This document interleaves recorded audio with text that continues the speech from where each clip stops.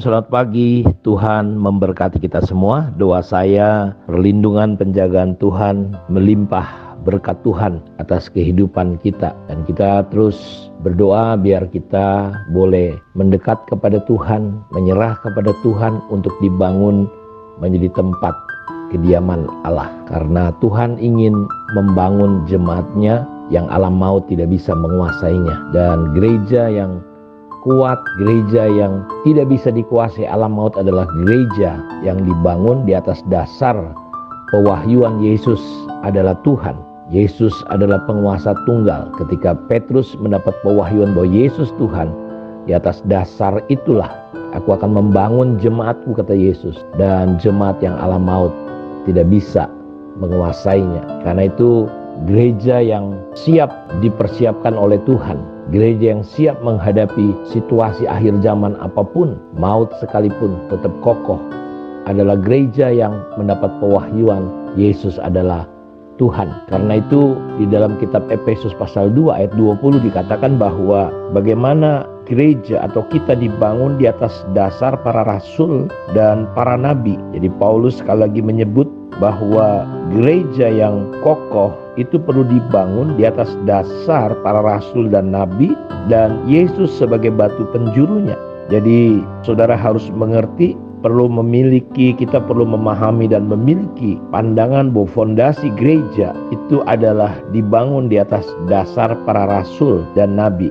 Rasul menggunakan kata yang diutus, apostolos, yang diutus. Jadi kita perlu diperlengkapi 5 jawatan Tuhan. Dan salah satu yang sangat penting sekali kita pahami bahwa kita perlu dibangun di atas dasar para rasul dan nabi. Dalam Efesus 4 ayat 11, Tuhan memberikan rasul, nabi, penginjil, gembala, guru untuk melengkapi orang-orang kudus bagi pelayanan pembangunan tubuh Kristus. Sehingga kita bisa mencapai target yang di situ dikatakan bahwa 5 jawatan ini, khususnya kita bicara tentang konteks gereja di Efesus, adalah bagaimana kita perlu diperlengkapi oleh 2 jawatan dibangun. Di situ dikatakan bahwa supaya kita diperlengkapi, dia memberikan rasul, nabi, pemberita Injil, gembala, pengajar, guru-guru. Untuk apa? Untuk melengkapi orang kudus. Kita adalah orang kudus. Masih ingat Efesus 1 ayat 4 bahwa kita ditentukan dari semula untuk menjadi orang-orang kudusnya Tuhan. Dan orang-orang kudus ini perlu diperlengkapi untuk pekerjaan pelayanan bagi pembangunan tubuh Kristus. Paulus berkata dalam 1 Korintus pasal yang ketiga, kalau saudara perhatikan di sana, bagaimana dia mengingatkan bahwa dia sebagai seorang yang ahli bangunan, tidak boleh ada dasar lain kecuali Kristus. Dalam 1 Korintus 3 ayat 10-15, sesuai dengan kasih karunia Allah yang dianugerahkan kepadaku, aku sebagai seorang ahli bangunan yang cakap telah meletakkan dasar dan orang lain membangun terus di atasnya. Tetapi tiap-tiap orang harus memperhatikan bagaimana ia harus membangun di atasnya, karena tidak ada seorang pun dapat meletakkan dasar lain daripada dasar yang telah diletakkan, yaitu Yesus Kristus. Entahkah orang membangun di atas dasar ini dengan emas, perak, batu permata, kayu, rumput kering, atau jerami, sekali kelak pekerjaan masing-masing akan nampak, karena hari Tuhan akan menyatakannya, sebab ia akan nampak dengan api, dan bagaimana pekerjaan masing-masing orang akan diuji oleh api itu. Jika pekerjaan yang dibangun seseorang tahan uji, ia akan mendapat upah. Jika pekerjaannya terbakar, ia akan menderita kerugian, tetapi ia sendiri akan diselamatkan, tetapi seperti dalam api. Jadi saya menganalisa, saya banyak belajar, meriset.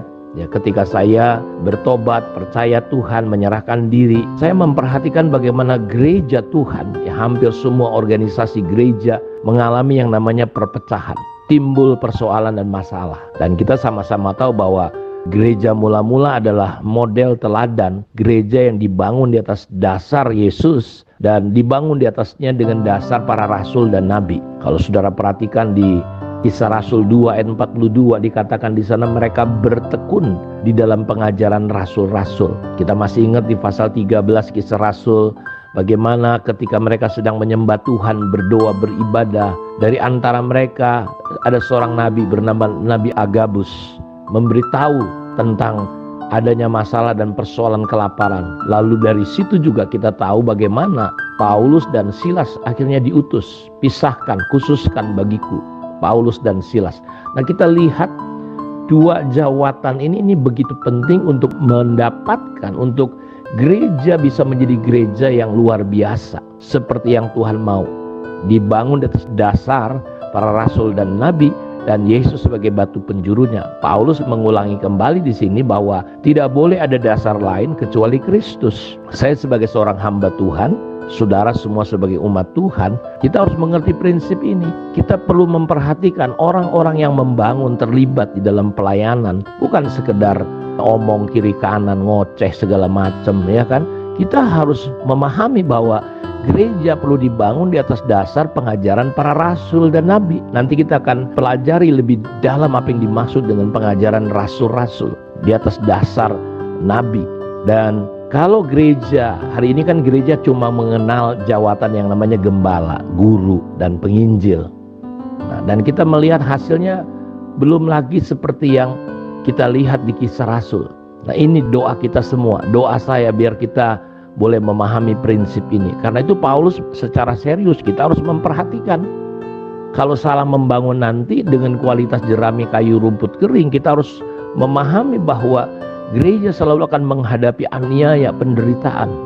Gereja akan menghadapi yang namanya maut. Bagaimana iblis pasti gak suka. Gereja yang seperti yang Yesus mau bangun itu sangat menjadi musuh bagi iblis, musuh bagi dunia.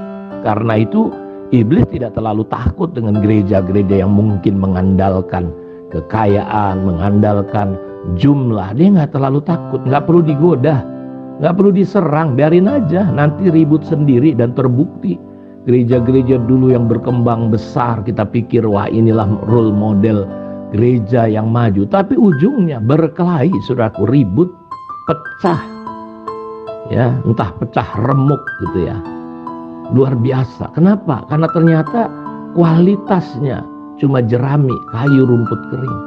Kita harus memperhatikan. Karena itu kita bukan hanya sekedar bergereja menjadi orang Kristen, euforia.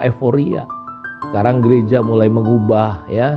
Yang dirubah apa? Aksesorisnya, gedungnya, wah pakai lampu. Saya nggak menentang lampu, pakai musik terbaik. Tapi itu bukan gereja. Kalau gereja di Cina nggak ada musik, nggak ada lampu, bahkan tempat-tempat mereka di sudut-sudut. Tapi saudara, kita melihat mereka menjadi gereja kepenuhan Kristus. Orang mati bangkit, ya, air bisa berubah jadi anggur.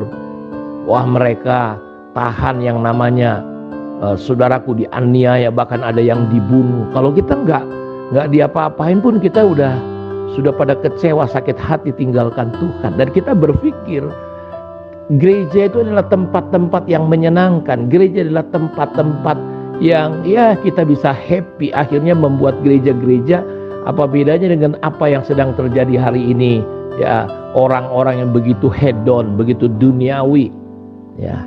Seolah-olah gereja itu identik dengan berkat. Saya nggak menentang berkat, tapi kita dipanggil bukannya untuk percaya, tetapi kita dipanggil juga untuk menderita.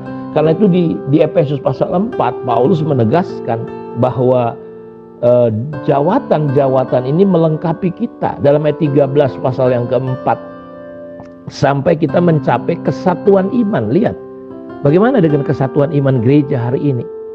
Ya, gereja terpecah-pecah. Mungkin bisa saja organisasi kita berbeda, tapi kita bisa punya kesatuan iman, pengetahuan yang benar tentang anak Allah, kedewasaan penuh, tingkat pertumbuhan yang sesuai dengan kepenuhan Kristus, sehingga kita bukan lagi kanak-kanak yang diombang-ambingkan oleh rupa-rupa angin pengajaran, oleh permainan palsu manusia dalam kelicikan mereka yang menyesatkan. Tetapi dengan teguh berpegang kepada kebenaran dalam kasih, kita bertumbuh dalam segala hal karena Dia Kristus yang adalah kepala. Kembali kita melihat Kristus adalah kepala, daripadanya lah seluruh tubuh rapi tersusun dan diikat menjadi satu pelayanan oleh semua bagian sesuai dengan kadar pekerjaan tiap-tiap anggota, menerima pertumbuhannya dan membangun dirinya dalam kasih. Kita akan mempelajari ayat ini nanti lebih dalam lagi besok, ya. Kiranya Tuhan memberkati kita. Saya berdoa Biar Tuhan membuka mata hati kita bahwa gereja perlu dibangun di atas dasar Rasul dan Nabi dan Yesus sebagai batu penjurunya, yang akan menyiapkan kita bahwa kita adalah golongan orang-orang Kristen yang berkualitas, sehingga ketika api itu datang kita akan tetap kokoh, Tuhan akan dimuliakan, dan tentu orang-orang yang melayani Tuhan melihat hasil pelayanannya. Manusia-manusia yang dibangunnya adalah kualitas emas, perak, dan batu-batu yang mahal. Tuhan memberkati kita. Mari kita berdoa. Bapa, terima kasih untuk kemurahan, untuk anugerah, untuk kasih sayang Tuhan yang gak pernah habis dalam diri kami. Biarlah kami terus mulai mau belajar dibangun dengan dasar-dasar pelajaran rasul-rasul dan nabi, kebenaran yang Engkau sudah berikan kepada rasul-rasul kami ya Tuhan, sehingga kami boleh dibangun di atas pengajaran rasul-rasul dan nabi, sehingga kami bisa bertumbuh dengan benar menjadi gereja yang alam maut tidak bisa menguasai. Hari ini Tuhan, kalau ada yang sakit, Tuhan menyembuhkan di dalam nama Yesus Kristus. Setiap ikatan, setiap kebodohan, setiap hal yang membuat kami tidak memahami Tuhan, dicabut dan digantikan dengan pemahaman-pemahaman yang benar. Terpujilah Engkau Allah. Di dalam nama Tuhan Yesus Kristus kami berdoa dan bersyukur kepada Tuhan. Haleluya. Amin. Tuhan memberkati kita semua. Shalom.